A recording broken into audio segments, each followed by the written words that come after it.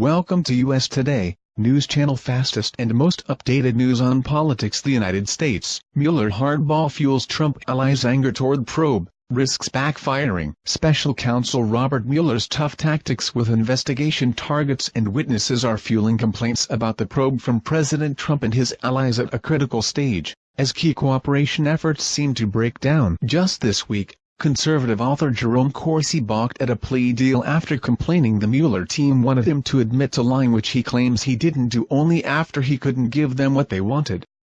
He tweeted Wednesday he now plans to pursue a complaint against Mueller's team. He say, "I have retained attorney Larry Klayman to assist David Gray in my defense. In a memo to my attorneys, I have instructed Klayman and Gray to file with Acting AG Whitaker a criminal complaint against Mueller's special counsel and the DOJ for prosecutorial misconduct in my case." Further, Mueller's team has accused ex-Trump campaign chairman Paul Manafort of violating his plea deal by lying to investigators, amid reports his cooperation agreement was not panning out how prosecutors had hoped. More information also has come to light about the nature of those Mueller-Manafort interactions. As it emerged, Manafort's legal team has been briefing Trump's team about their discussions.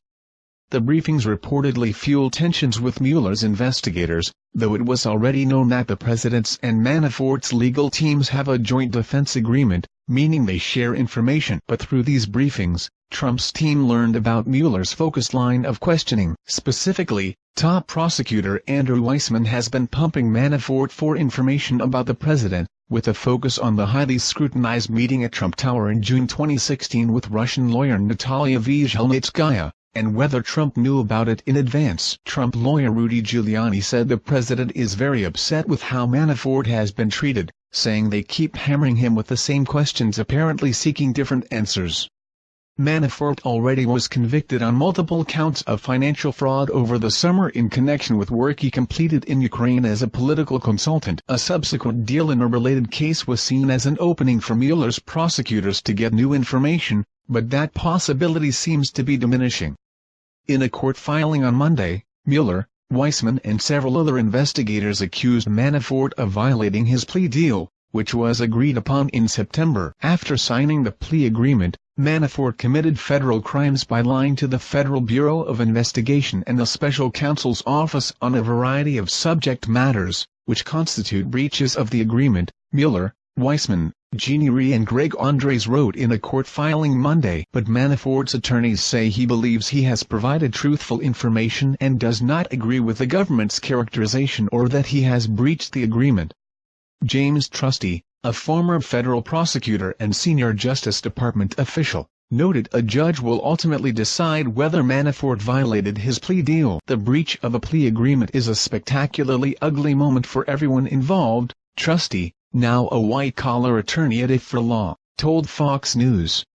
If you are found by the judge by a preponderance of evidence to have breached the agreement, you lose every good thing in it, but you're stuck with the bad. He added, "This is going to see daylight and be fully litigated, and then we can make an informed judgment whether Mueller's team is asking him the same questions over and over, or pursuing a real investigation and being sidetracked by a liar." Regardless of how that dispute resolves, Mueller's tactics run the risk of shutting down witnesses like Corsi. In Trump world, anger and resentment toward the probe into Russian meddling and potential collusion with Trump campaign associates in the 2016 election is only building, as seen in the president's incendiary tweet storm on Tuesday saying the probe is ruining lives. He added Wednesday, "While the disgusting fake news is doing everything within their power not to report it that way, at least 3 major players are intimating that the angry Mueller gang of Dems is viciously telling witnesses to lie about facts they will get relief.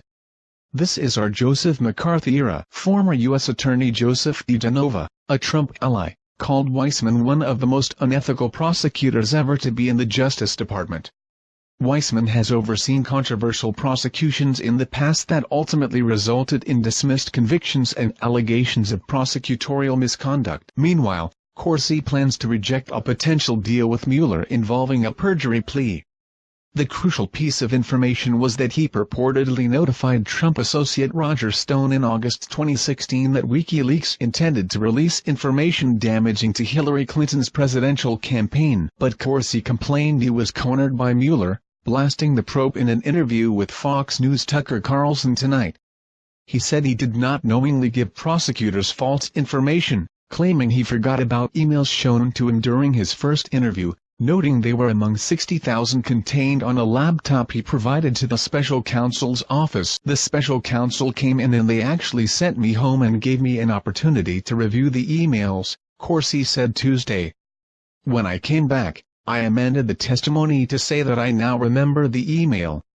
The special counsel was happy with that until I couldn't give them what they wanted, which was a connection that I had with Julian Assange, that they assumed I had, which I didn't have. He added, now suddenly, they forgot they allowed me to amend my testimony and they're going back to the mistake I made when I forgot the email. Corsi described the investigation as a political witch hunt, echoing the president's long-standing sentiment of the probe, further describing his interviews with investigators as a memory test. They ask you a question, they have material they won't show you, you've forgotten about it, and they say, you just lied because this email you forgot about in 2016 proves your current memory is wrong, Corsi said. If you can't give them what they're looking for to fill their narrative, they blow you up and charge you with a crime. Mueller's team has secured several guilty pleas related to making false statements to federal investigators as part of the probe.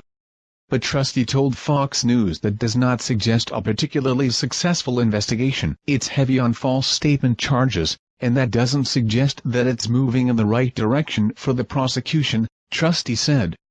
It doesn't suggest to me that they're making a lot of headway on the substance of their investigation, which is Russian collusion. He added, as an ex-prosecutor, false statements are very distant second place. Trusty also said that during the FBI's investigation of Hillary Clinton's private email server, investigators and former FBI Director James Comey swore off ever pursuing false statements charges, quoting a recent Justice Department Inspector General report. Are there two sets of rules? Trusty said. It's a fair question that someone in the FBI or Justice Department ought to answer at some point. DeGenova, who has informally advised the president throughout the probe, suggested that Mueller was running a parallel Justice Department. These threats to Dr. Corsi and to Paul Manafort are a manifestation of a fatally flawed constitutionally corrupt investigation, DeGenova said. He added, if you're a Democrat, you get off scot-free, with immunity, and are able to destroy evidence and ignore subpoenas. If you're a Republican, you're going to jail no matter what. Despite the drama with witnesses, speculation is widespread that Mueller has much more information than prior reports indicate and could be preparing to strike with more indictments. The president submitted his written answers to Mueller's questions in the probe last week, marking a major milestone in the investigation. His attorneys said that despite their serious issues with the probe, the president has provided unprecedented cooperation. Thanks for watching. Don't forget to press the channel registration. See you in the next newsletter. Thank you and goodbye.